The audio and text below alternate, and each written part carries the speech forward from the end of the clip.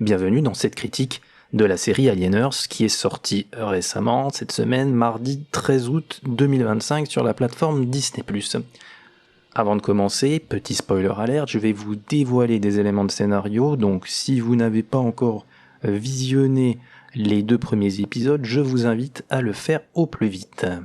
Pour commencer, un petit mot sur le créateur de la série qui s'appelle Noah Hawley et qui est un écrivain, scénariste et réalisateur américain né en 1967.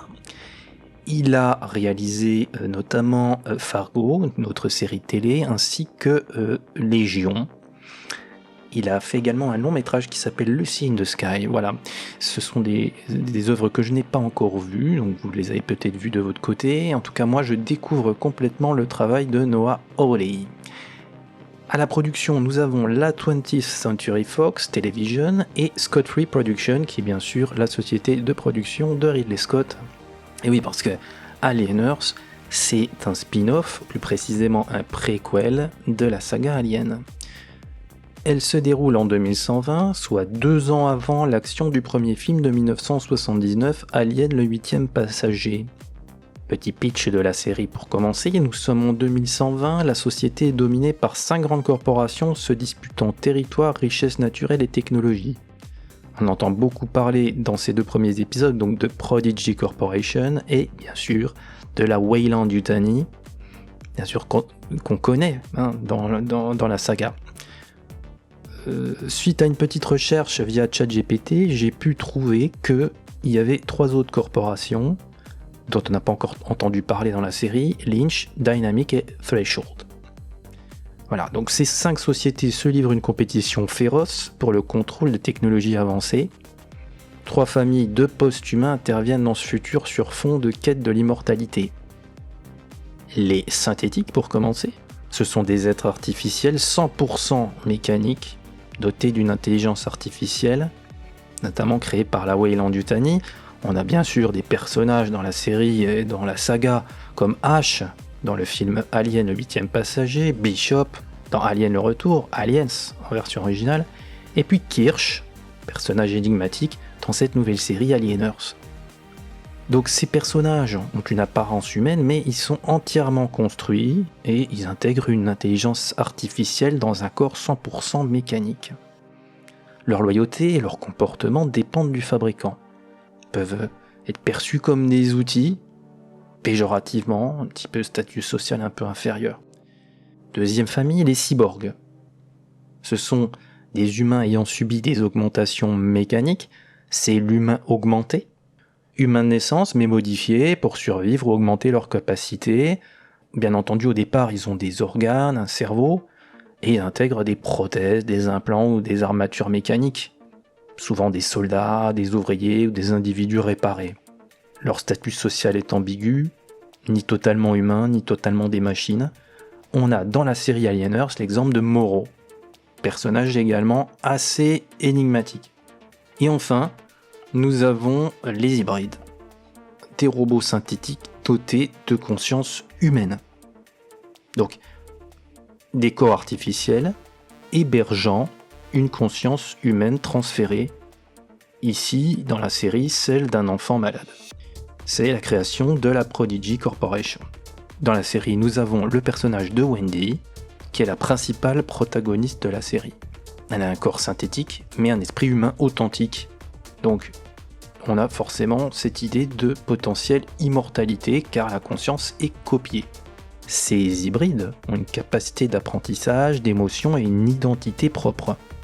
Ça sera un petit peu le questionnement tout au long de la série, c'est ce que ces 2 premiers épisodes laissent présager, un questionnement autour de ces fameux hybrides.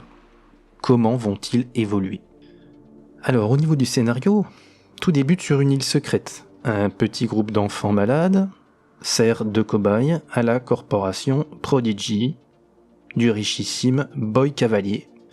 La petite Marcy et ses camarades sont transférés dans des corps synthétiques adultes pour être les premiers hybrides entre l'homme et la machine.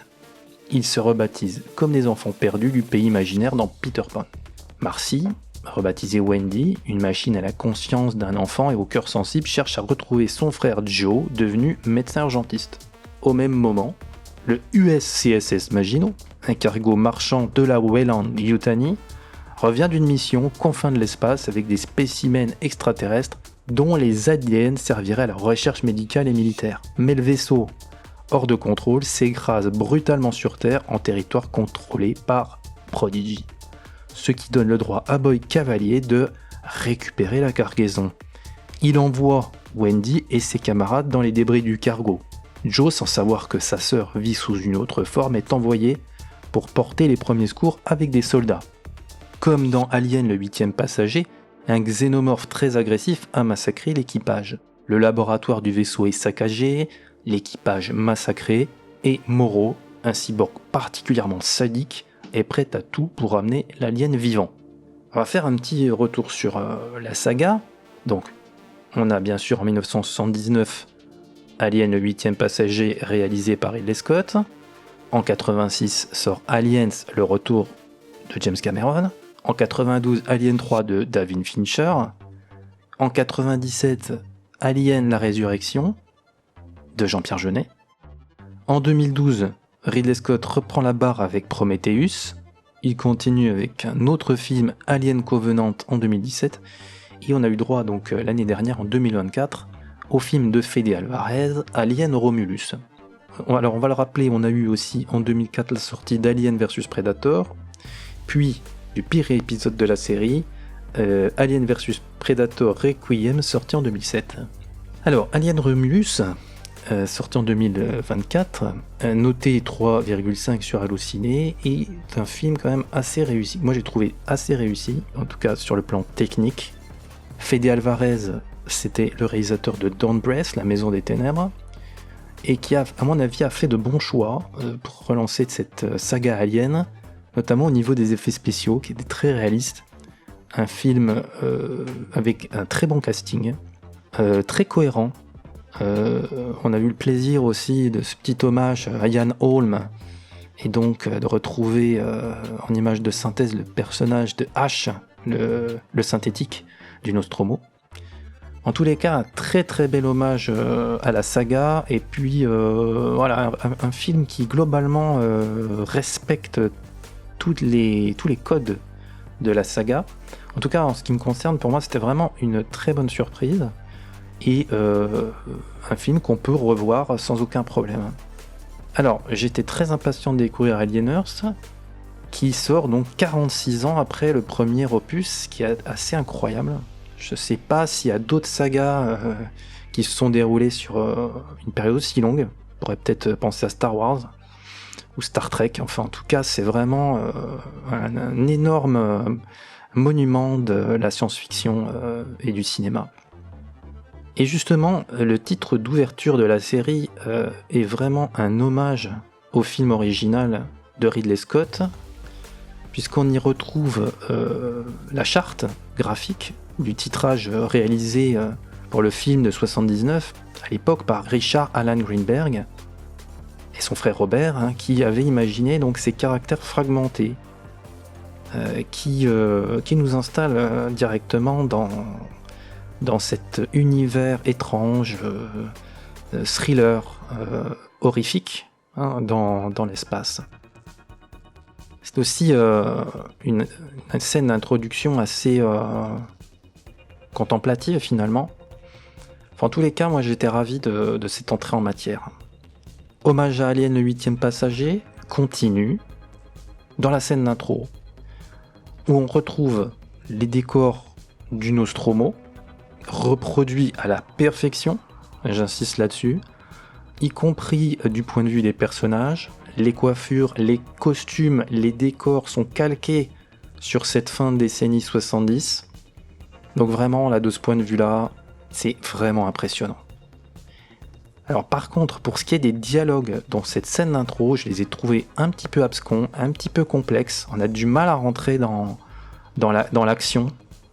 Donc là, ce serait peut-être ma première critique de cette série Alien Earth. Le début de l'épisode 1, qui est intitulé Le Pays Imaginaire en français, ou Neverland en version originale, on découvre le labo de la Prodigy, où des enfants, donc des enfants malades, très malades, gravement malades, servent d'expérimentation, non de l'immortalité. Le patron de la Prodigy, Boy Cavalier, est un multimilliardaire. On l'appelle billionnaire dans la série ou trillionnaire, hein. Donc millions de milliards, milliards de milliards, donc voilà, multimilliardaire, qui est un peu psychopathe, arrogant, tout puissant. Et il apparaît vraiment comme un manipulateur, pervers, immature. Dans ce laboratoire, il est fait directement référence à l'univers de Peter Pan, des enfants perdus, et on s'installe dans une ambiance dystopique où on pratique des expériences immorales, très très contestables, des expériences interdites, hein, qui seraient interdites aujourd'hui, à savoir le transfert de l'âme d'un enfant malade dans un corps synthétique. Marcy est la toute première hybride, on pourrait parler de cobaye effectivement, et puis elle choisit le nom de Wendy. Wendy, c'est donc le corps synthétique qui reçoit son âme, et qui est incarné par une actrice qui s'appelle Sydney Chandler. Alors visiblement, on explique dans la série qu'on ne peut pas transférer des âmes adultes dans des corps de synthétique. On ne peut pas parce que les âmes adultes seraient rétives à ce type de transfert. L'explication s'arrête là dans la série, ce que j'ai trouvé un petit peu dommage. En fait, on se débarrasse un petit peu du point de vue scénaristique de la chose. Donc voilà, ce sont uniquement des enfants qui sont hybridés. Et ces enfants prennent le nom de Lost Boys, donc les enfants perdus, comme dans l'œuvre de Peter Pan. Alors, le personnage de Wendy, c'est un personnage que j'ai pas trouvé hyper convaincant, peut-être un peu trop naïve, un petit peu caricatural, parce qu'on a déjà, c'est vrai, beaucoup vu ce type de personnage dans des films de science-fiction. On va attendre de voir le déroulé de la série pour pouvoir se faire une opinion par rapport à ce personnage central. Donc ce qu'il faut savoir, c'est que le personnage de la petite Marcy, au départ, a un frère avant son transfert. Et eh bien en fait, elle va essayer de garder le contact avec son frère, qui lui est infirmier. Et elle garde le contact à l'aide d'écrans qui lui permettent donc de voir ce que fait son frère. Mais son frère n'est pas au courant du tout que sa sœur est toujours vivante. Alors à un moment donné dans la série, il partage un extrait de film, un souvenir de visionnage de film, qui est le film L'Âge de glace. Alors moi j'ai pas trouvé ça hyper pertinent du point de vue cinématographique. Il y avait peut-être d'autres choix de films à faire, parce que Ridley Scott nous avait habitués à citer des grands classiques, hein, comme par exemple Laurence d'Arabie dans Alien Prometheus, et moi j'avais trouvé ça beaucoup plus pertinent. Alors première incohérence du point de vue du scénario, c'est le fait d'envoyer cette équipe, donc des Lost Boys avec Wendy, sur le site du crash. Vu leur faible niveau d'entraînement, leur profil psychologique, puisque ce sont des enfants dans des corps d'adultes, donc pourquoi accepter de les envoyer? Parce que c'est vrai qu'au départ c'est Wendy qui demande pour aller venir en aide à son frère Joe qui est infirmier, mais sincèrement j'ai trouvé ça un petit peu facile du point de vue du scénario. Bon, pas très justifié, mais passons, voilà. Donc ils sont accompagnés, ils sont quand même chaperonnés par Kirsch, interprété par Timothy Olyphant, qui joue plutôt très bien le rôle d'un synthétique scientifique qui agit comme mentor. Voilà. D'ailleurs on sent un hommage, c'est peut-être lié à la coupe de cheveux décolorée, un hommage à Blade Runner. Ça évoque le personnage de Roy Batty, joué par Rutger Hauer, qui nous a quittés il n'y a pas très longtemps. Voilà, donc on sent quand même que le réalisateur a voulu évoquer Blade Runner. C'est un film marquant de la science-fiction, et il y a forcément des liens quand on va parler, bien entendu, de post-humain, de transhumanisme. Des réflexions philosophiques sont d'ailleurs lancées dans Alieners, mais elles sont pas très bien formulées. Je trouvais qu'elles tombaient un petit peu à plat. Mais bon, ça c'est pareil, ça ne concerne que les 2 premiers épisodes. J'espère qu'on aura de bonnes surprises dans la suite de cette série qui en compte 8 au total. Ah, les dialogues sont un petit peu ennuyeux, lents. Bon, on est un petit peu pendu aux lèvres des acteurs. Bref. Donc par contre, voilà, Timothy Olyphant interprète bien synthétique, avec suffisamment de distance et de froideur, ce qui lui confère un caractère assez inquiétant, On verra par la suite dans cette série comment évoluera ce personnage. Autre critique très importante, les décors du Crash ne sont pas à la hauteur des attentes, je trouve. Le design aussi des vaisseaux est pas franchement réussi. On a l'impression, pour être un petit peu méchant, de se retrouver dans la série Bomber X, pour les plus anciens qui m'écoutent. Tout se passe dans la poussière, donc on voit pas grand chose. On comprend qu'ils ont essayé de cacher certains détails sur des plans larges qui sont inexistants. Donc on a beaucoup de mal à se représenter la géographie du lieu. On ne voit pas vraiment le vaisseau frapper le building. On le voit peut-être rapidement sur un plan très général. Donc on situe mal les faits. Voilà, sortie de nulle part, une équipe de secours débarque. Et elle est très réduite. À mon avis sous-équipée. Elle pénètre dans le vaisseau. Voilà. On sait d'avance qu'ils vont se faire massacrer par le xénomorphe, ce qui tue un petit peu le suspense. Mais bon, passons. Point positif, les différents xénomorphes, donc les parasites qui sont présents dans le labo du Maginot, le vaisseau qui vient de se crasher, sont bien répugnants. On a des tiques dégueulasses qui se gorgent de sang des victimes, on a des espèces de formes de vie végétale dégoulinantes, et puis un œil muni de tentacules qui pénètre les organismes.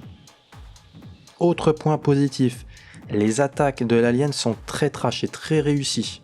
Dans un appartement de l'immeuble, un petit peu sorti de nulle part, on a des aristocrates à perruque qui se font absolument massacrer par l'alien, ce qui est assez amusant, assez jouissif, assez grotesque. Voilà.